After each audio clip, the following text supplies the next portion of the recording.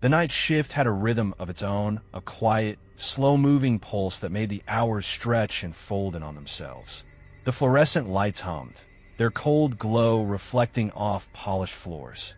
Machines beeped, their rhythmic tones forming a kind of sterile lullaby. Most of the patients lay still, lost in their medication-induced sleep, while others, the restless ones, murmured to themselves or called out into the empty air. Walking through the dim corridors had long since stopped bothering me. At first, the stillness had felt unnatural, the absence of daytime bustle, leaving behind something that felt too hollow, too vacant. But I had learned to embrace it. It was peaceful in its own way, until I stepped into room 14B. Mrs. Holloway had been there longer than most of the patients under my care. A frail woman with thinning silver hair and papery skin, she was often found sitting up in bed, hands folded neatly in her lap, her gaze focused on something just beyond the room's limits. She rarely spoke during the day, but at night she whispered. The first time I heard it, I had assumed she was talking in her sleep. Long, hushed conversations that faded whenever I stepped closer. I had dismissed it as the harmless ramblings of a lonely mind. But night after night, it continued.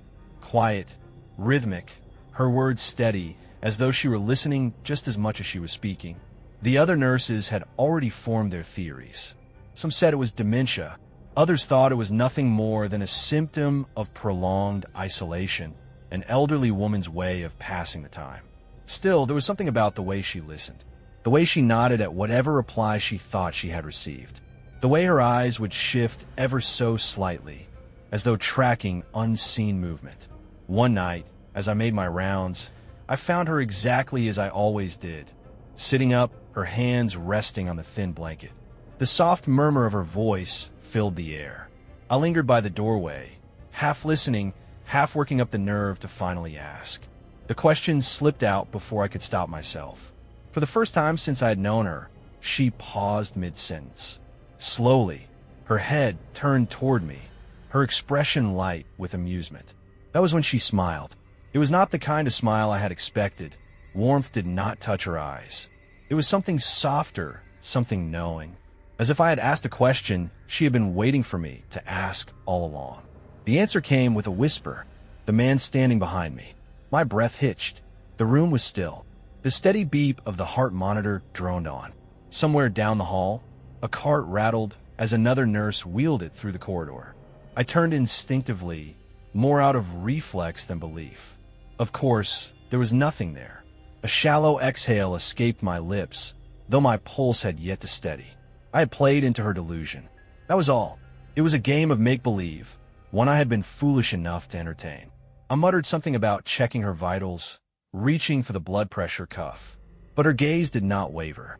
Her attention did not return to whatever unseen presence she had conjured in her mind. Instead, her eyes remained locked on me, as though waiting for me to acknowledge something I refused to see. The air in the room had changed. It had been cold before, like all hospital rooms were, regulated temperatures and recycled air. But now it was a different kind of cold. A sensation rather than a temperature. A pressure against my back. The kind of weight one feels when standing in a dark room, convinced that someone is just behind them. I did not turn again.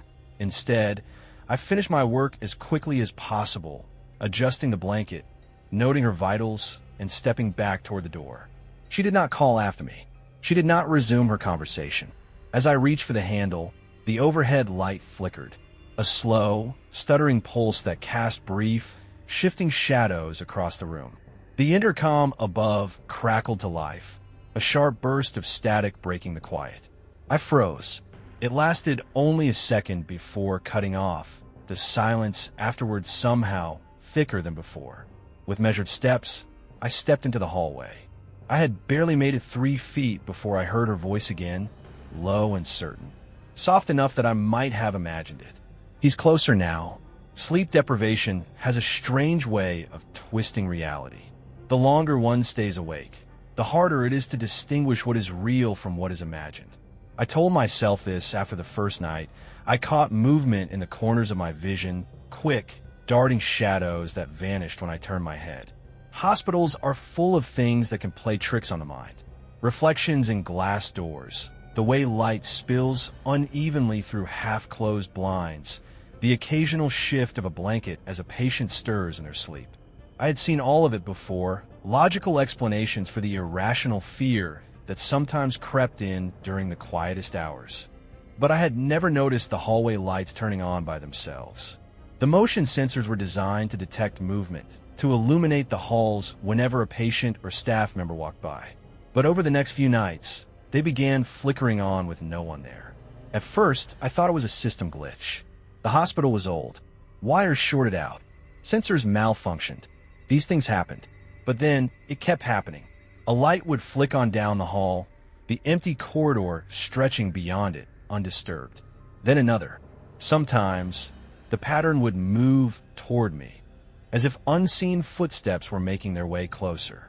I tried to ignore it, focusing instead on my rounds, checking vital signs, and adjusting for drips. But the unease never left. It clung to my skin like humidity, settling into my bones in a way that logic could not shake. And Mrs. Holloway had changed. She spoke less, but watched more. Her gaze followed me in a way that felt too deliberate, too aware. When I entered her room, I always felt as though I had stepped into the middle of a conversation, one that had only paused upon my arrival. She no longer whispered through the night. She no longer needed to. She simply smiled and waited. I told myself it was nothing, that I was tired, that I had let an old woman's fantasies get under my skin. Then the alarm went off. The emergency bed alarm was only triggered when a patient left their bed, whether by accident or by intent. A safeguard to prevent falls, to alert the staff to wandering dementia patients. It was a shrill, piercing sound that sent my pulse spiking as I rushed down the corridor toward room 14B. The lights overhead blinked on as I moved, one after another, as though something unseen was rushing ahead of me. By the time I reached the door, my hands were already moving out of instinct, silencing the alarm before it could wake the entire floor. Mrs. Holloway lay perfectly still beneath the covers. For a long moment, I could do nothing but stare. Her body rose and fell with slow, steady breaths, her frail hands resting over her stomach. The sheets were undisturbed, the edges tucked neatly beneath the thin mattress. She had not moved. The alarm should not have gone off. Yet it had. A malfunction, I told myself. Just another error in an aging system. My pulse was still too fast, and I exhaled, willing it to slow. Reaching for the controls, I reset the monitor, reassuring myself that nothing was wrong, that I was overreacting. Then my gaze drifted to the glass window in the door.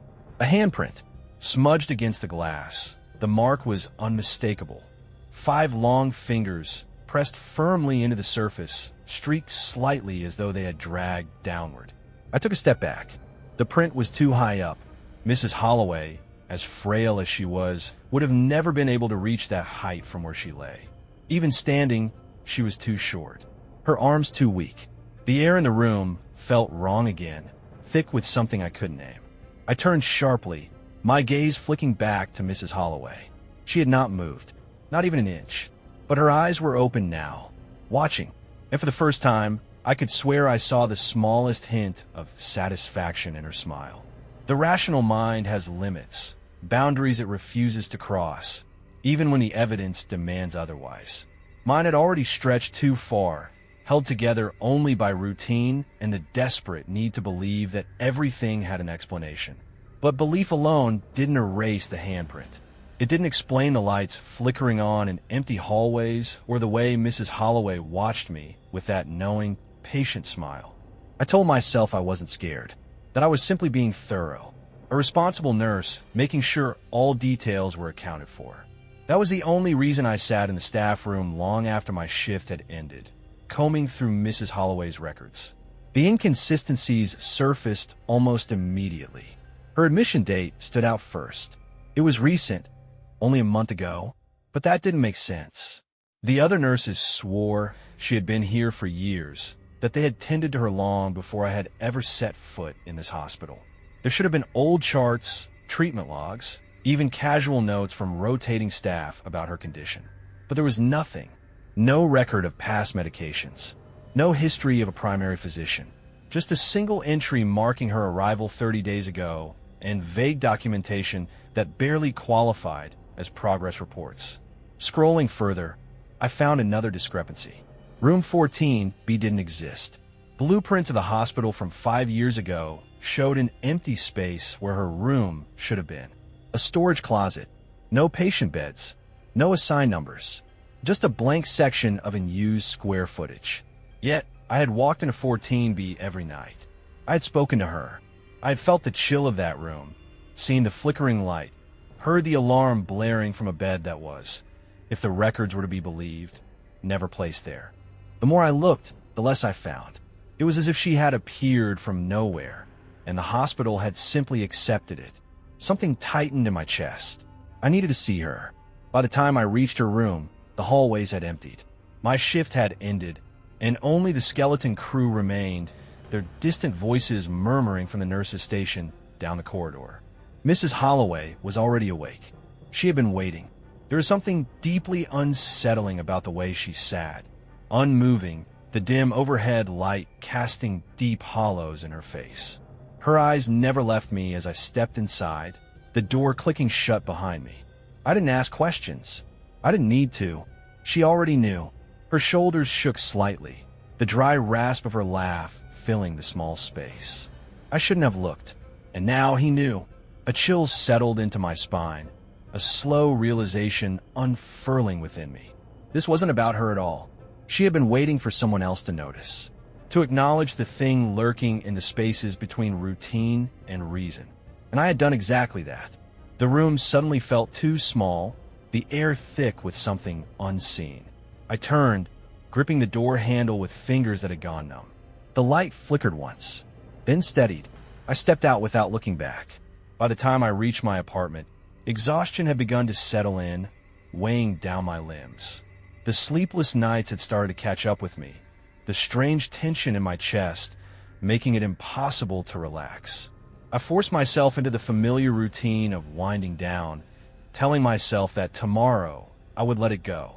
I would ignore Mrs. Holloway's words. I would forget about room 14B and the flickering lights and the handprint on the glass. I would pretend everything was normal. By the time I slid under the covers, my body had already begun to shut down, the pull of sleep too strong to resist. But something woke me, a subtle shift in the air, the faintest sound of movement beyond my bedroom. My breath caught in my throat. I had locked the door. I was sure of it. But as my eyes adjusted to the darkness, I saw it. The door, standing slightly open, a gap wide enough for something to be watching. And I felt it, the weight of unseen eyes. The presence that had lingered in the hospital, in the hallway outside 14B, had followed me home. Sleep was impossible. Even after closing the bedroom door, locking it, checking it twice, the feeling of being watched didn't leave. The apartment felt wrong now, the shadows in the corners stretching too far, the silence carrying something beneath it. The air was heavy, thick with something unseen but undeniably present. By morning, my nerves were frayed beyond repair. Rationalizing what had happened was no longer an option. I needed answers. With shaking hands, I began searching. At first, nothing. Mrs. Holloway's name turned up no results, no birth records, no medical history, no missing persons reports. It was as if she had never existed beyond the walls of the hospital. But I knew she had. She had to. Panic threatened to take hold. But I forced myself to keep going, sifting through anything connected to the hospital, anything that might explain the impossible things I had witnessed. Then, buried within the archives of an old local newspaper, I found it. A name, Daniel Holloway, a patient admitted to the hospital decades ago. He had suffered from severe delusions, disoriented and confused, often found wandering the halls at night. Staff had insisted he was discharged after treatment, but his family had contested the claim. They said he had never come home. Witnesses swore they had seen him even after he was declared missing. A figure pacing the corridors late at night, mumbling to himself, eyes vacant. Then one day, he was simply gone. No body, no records, no explanation. The hairs on my arm stood on end. Daniel Holloway. Mrs. Holloway. Not a coincidence. The thoughts settled like ice in my veins. I had to see her. The hospital was quieter than usual when I arrived. The hallways felt emptier, the air stagnant. As I moved toward room 14B, a strange sense of finality settled over me, as if I was approaching something I was never meant to find. The moment I stepped inside, I knew something was wrong. The room was empty. The bed was neatly made, the sheets tucked with precision, as if no one had ever laid there at all. No sign of Mrs. Holloway. No sign that she had ever existed. I searched for anything, any indication that I hadn't imagined her entirely. But there was nothing. No personal belongings. No chart clipped to the bed. No medicine tray with half-empty prescriptions. A deep unease churned in my gut. I had spoken to her only hours ago. I had been here. I turned sharply toward the hallway, catching the eye of a coworker passing by. My voice came out uneven, my words tumbling too fast, too frantic. But the response was immediate. There was no patient named Mrs. Holloway. There had never been.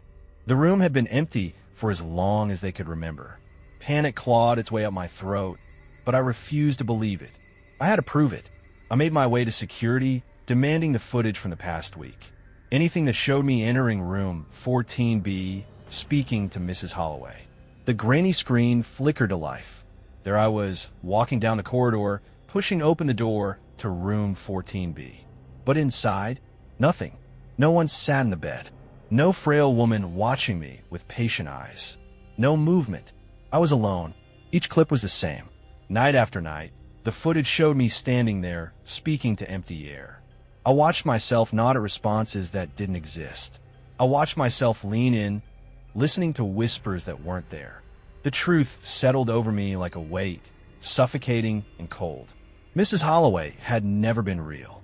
Or worse, she had been. And now, she was gone. A realization struck with the force of something inevitable. She had told me I shouldn't have looked.